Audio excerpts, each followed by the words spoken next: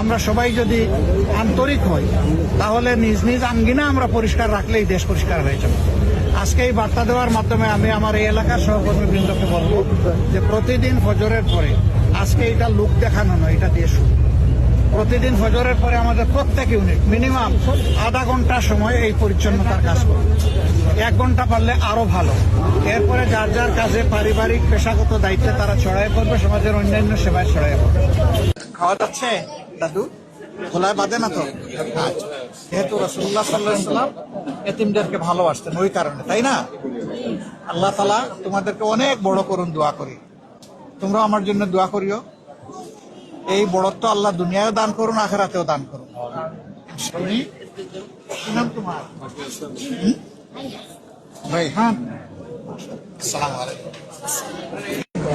আমার দাদুদেরকে আপনি নিয়ে আসছেন, আল্লাহ আপনার ইজ্জত বাড়িয়ে দিন।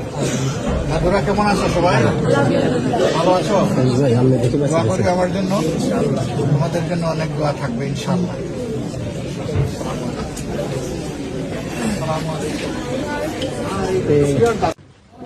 ألا إلى الله تصير الأمور صدق الله العظيم হাত মিলে একটু সুন্দর। ঠিক আছে, শুকরিয়া। সরকার প্রধান এমন হলে আরো ভালো হতো না? আপনারা কি বলেন?